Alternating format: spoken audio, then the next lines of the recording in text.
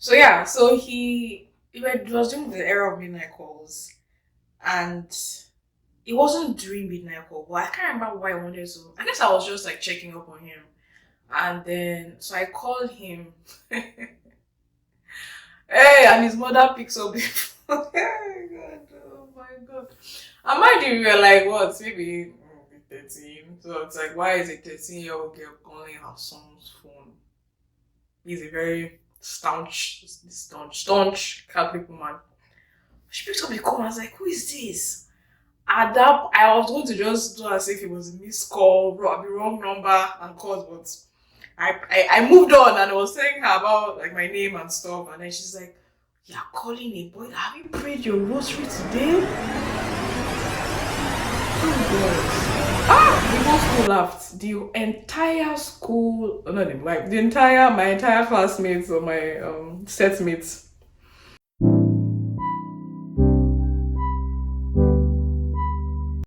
Hi, welcome back to Hello Younger Me. Again. If you are coming back, I thank you. Oh, I thank you for having subscribed.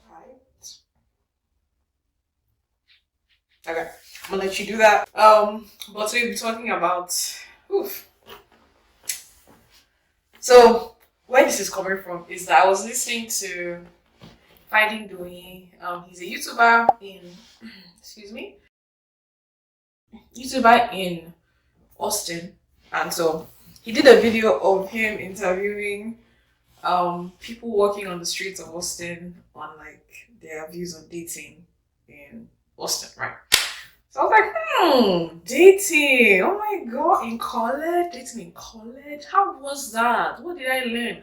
What were the mishaps that happened? Like, it'd been cool to share with you guys. So this is a video for you. So to start off with, I went to an only girls Catholic boarding school in Nigeria, Holy Child College, HCC repping. Thank you. So only girl. Although we had like a very close all boys school right next to us, like it was literally two fences separating the both of us. So and me personally, I'm a very reserved, quiet, well behaved girl. Very well behaved. So yes, I didn't really used to do like I didn't really have a lot of conversations with boys at that age. So the age range was I was 10 to like 16, and I didn't really used to just very shy, like extremely shy, very introverted. Just go and do my book, say do what they say I should come and be doing. Even the times when I did, leave my comfort zone and interact with boys, it was not good, man. My goodness. There was this one time that I won't say his name. But we were just we were friends, and then I can't remember. I think it was during the time of this thing midnight calls. If you are in that era, raise up your hand. You know what I'm saying. So yeah, it was during the era of midnight calls, and it wasn't during midnight call, but I can't remember why I wanted to. I guess I was just like checking up on him, and then so I called him. Hey, and his mother picks up before. Hey, God, oh my God. And mind you, we were like, what, maybe 13. So it's like, why is a 13-year-old girl calling her son's phone? He's a very staunch Catholic woman. She picked up the call and I was like, who is this? At that, I was going to just do as if it was a missed call, the wrong number and calls, but I moved on and I was telling her about like my name and stuff, and then she's like, "You're calling a boy? Have you prayed your rosary today?" Oh God! The whole school laughed. The entire school, not even, like my entire classmates or my set mates. Anyway, so yeah, things like that happened, so I wasn't really want to put myself out there and stuff like that. So fast forward to college, I still had that same personality can't change, but I still had that same mentality. So, but surprisingly, like I feel like I had a good time in like it was easy for me to talk to. It wasn't so easy. It wasn't so easy, but it wasn't that awkward. Like I don't. Every time I tell people, like literally my first year of college, like I feel like I had more guy friends than girl friends, like female friends. So yeah, that was very weird. I guess I was unleashed to the world, and I discovered that I'm actually a very conversationalist person. So yeah, I really enjoyed hanging out with the guys because it was always like always laughing. I love laughing, so it was pretty fun. But that's literally the background. Like that's the personality that is telling you about their dating experiences. So keep that in mind. Okay. So first things first, right? I feel like a good tip would be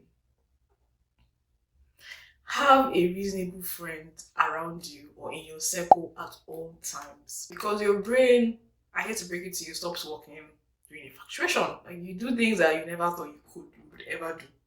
Okay. I don't know why.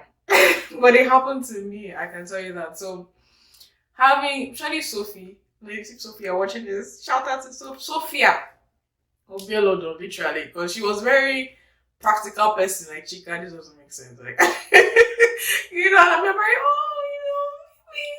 So yeah, like it was nice having a friend like that during that time because friends, a true friend will see what you're not seeing because they are not in love, they're not infatuated like you, so their brain is working and they see it for what it looks like. Second thing, your view of dating and what to expect and the standards you should have are most likely formed by your own experiences. So if you've not had a very balanced experience of what dating should look like or what love is, then it might be not, it might be, what's the word? It might be, you might hurt yourself in the process. You might let things happen that you shouldn't really be letting happen to you. So I'd say read books. Like read books about, I know it's like, read books. Yeah, read books about dating, read books about love, read books, read other people's experiences in love and how it turned out. How it turned out. Because I'm like, they look happy. What could go wrong? And then, oops. So, yeah. And the person I would recommend, oh my goodness, anybody that knows me, you know of this person, Pastor Kingsley and Mildred Okonkwo. My goodness, the pastors of DCC, David's Christian Center in Lagos. No, I'm not in Lagos, but I listen to them on YouTube. I know he has a YouTube channel, Pastor Kingsley Okonkwo, and she has one, Pastor Mildred Okonkwo. And they have love, dating, and marriage on. So I think it's LDM with PK. LDM with PK. So yeah, he really I guess why I like them is that they break things down realistically. Like this is what love means to a guy. This is what love means to a girl. What are the standards you should set? And it's all based on the Bible. So your feelings lie to you. They be telling lies. They be telling lies. So do not base anything on your feelings. Please, please, and please. Look well. Don't go. Sometimes the person that what if you start dating someone that you really should not be dating because it's just casual, it's just college. Things happen, and then so what if something happened and you get tied to the person for a longer period of time? Or what if you just, you become so used to the person that what they do or what you keep allowing, it's like you're so used to it. So you're accustomed to it, you don't find the need to leave. Don't even start in the first place. Which brings me to my third point.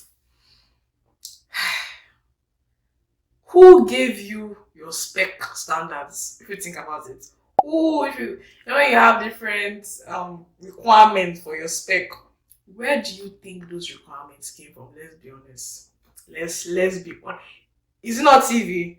It's not a book you read. The other romantic book. Think about it.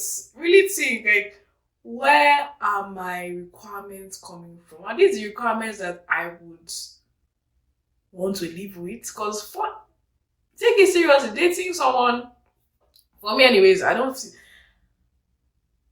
dating for me is I'm dating this person because I think I can marry this person. Finish, full stop, bam. That's I'm looking at it. So if I'm saying yes to somebody, why am I saying yes to this person? Can they be a good husband? Can they be a good father? That's what it is. I'm telling you. Yeah, it's good. Like, I remember one good thing about college dating is that when you find that person that fits you as a partner, like, life honestly gets easier for sure. Like, and it's also nice if the person is the same phase as you, because then you can lean on each other. You can lean on someone that you consider your best friend. Isn't that cool? Dating is beautiful with the right person. It's very beautiful. You get to sacrifice for someone. You get to sacrifice for someone other than yourself. Um, but don't feel like you have to do it. Don't rush into it. Don't be like, oh my goodness, like all my friends are dating, so I have to be dating. No, the times you're not dating are times you discover who you are as a person and learn to love yourself. Because one thing I realized, if you don't love yourself enough, you can't, it's hard for you to set standards because you take everything, you don't think you deserve to, you don't think someone, you don't think you're worth someone trying to meet up to your standards, which is in a lie of the devil. Lie. Okay? That's something I have to realize myself is that I enjoy being by yourself, enjoy being in your own skin. Enjoy having time with your friends, they're not dating. Like, build relationships other than romantic relationships in your life. Okay. Talking about standards, right? Something that really helped me, and I didn't really discover it, and it was finding God. Yeah, finding God. You know why? Why is important in dating? Because God is love. Yeah. So, if there's any one standard that you should be shooting to his God's standards, like the way he loves you. I'm not saying a human being can compare to God's love, no. But by learning about his character, you learn what is love and what is not. Like, you wait, so another thing is by knowing him, you find your worth in him, not in someone else. Like, I've come to believe that we are all responsible for our own happiness. Nobody else can make you happy if you don't decide to be happy. People can help you, people can bring it down, but you have to decide to be happy. It's not somebody else's responsibility. It's too much to put on another human being to make you happy. Something I didn't learn early. But he didn't call me today. You call him. Maybe I didn't even. You call him. Oh, why? What's wrong?